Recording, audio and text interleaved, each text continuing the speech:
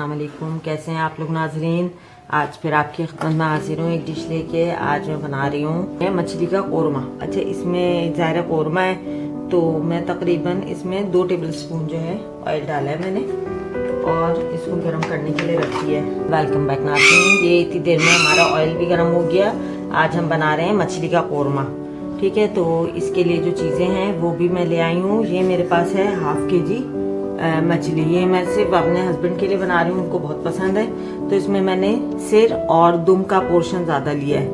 ठीक है, तो बाकी मैं फ्राई के लिए रख लूँगी। मैं आपको फ्राई का तरीका पहले बता चुकी हूँ। आप चाहें तो बोनलेस भी फ्राई कर सकते हैं और ये बोन वाली भी जो है ये बड़े मज़े की लगती है। इसके अलावा कोरमे का मसाला आप चाहे रेडीमेड ले लें, मैं घर में बनाती हूँ।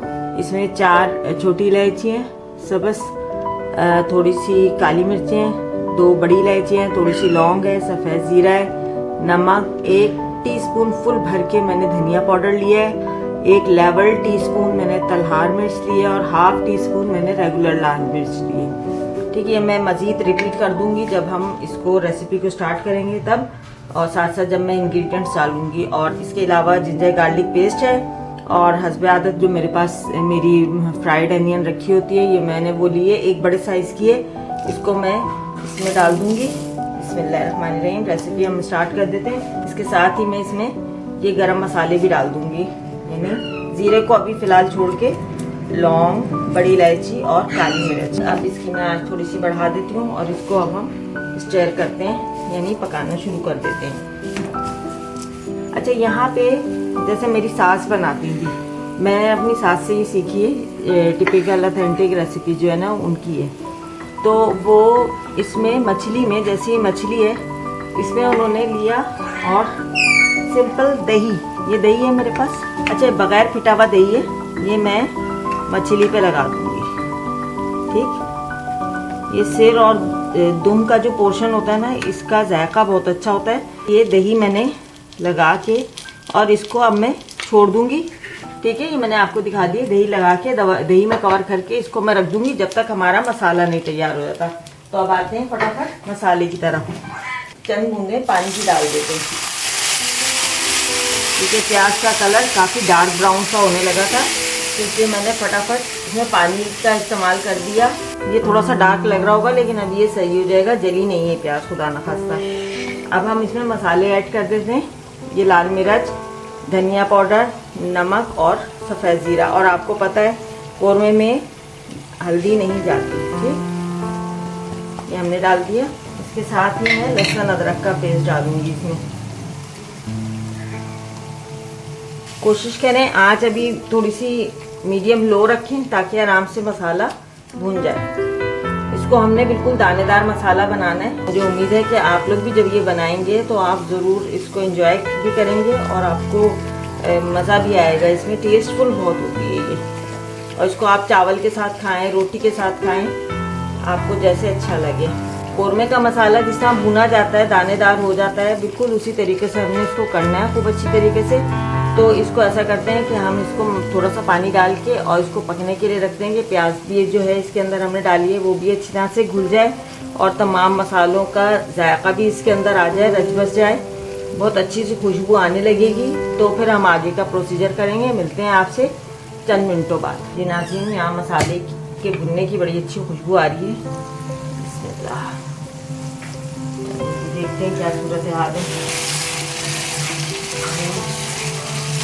तमाम गरम मसाले जो हैं उनकी खुशबू भी इसके अंदर रच बस गई है अच्छी तरीके से। अब इसको मैं मज़ीद थोड़ा सा 5 मिनट के लिए और पकाऊंगी, थोड़ा सा पानी डाल के।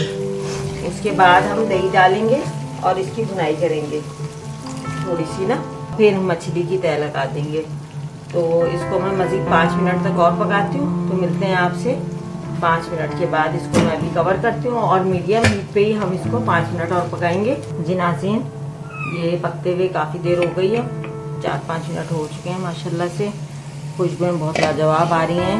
तो इसको, अच्छा, मैं इसको सर्व इसी में ही करूँगी क्योंकि फिर ठंडा हो जाएगा सालन, तो फिर मेरे हस्बैंड जो है ना उनको मज़ा नहीं आता। वो कहते हैं मेरे ही सालन में मज़ा नहीं आ रहा।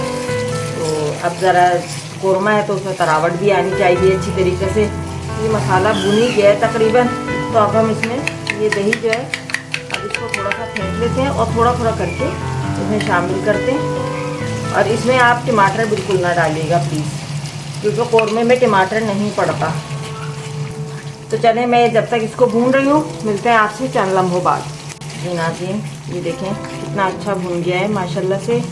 और इसका जो है, हमने यहाँ पे दही को एब्जॉर्ब नहीं करना, इसका मॉइस्चर रिलीज़ करना है। और इसमें एक और चीज़, अभी मेरे पास दही भी थोड़ा सा बचा हुआ है, और ये जायफल जावित्री है, जायफल है और ये जावित्री है। जावित्री बहुत कम लेनी है आपने, यानी पतली सी चुटकी, और ये एक नॉर्मल चुटकी आप ले लीजिएगा, बस इससे ज़्यादा नहीं। ये डाल दिया। इसमें तमाम चीज़ें आपको इस पॉइंट पे एंड करनी होंगी डाल के, क्योंकि हमने इसको बाद में मछली इसके अंदर बिठा के और इसको दम में रख देना है। अच्छा, इसके साथ ही अब मैं इसमें नमक मेरा टोके कर लीजिएगा, और इसके बाद जो है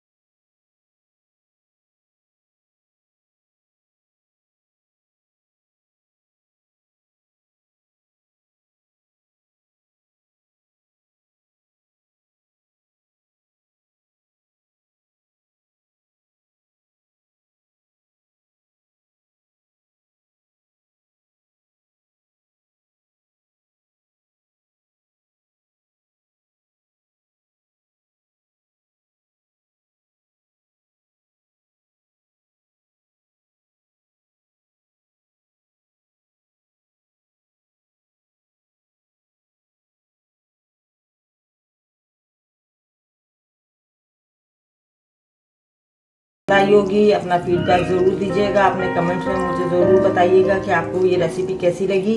मैं चूँकि इसको सर्व इसी तरीके से करूँगी मजबूरन, तो इसलिए मैं इसको डिश आउट नहीं कर रही।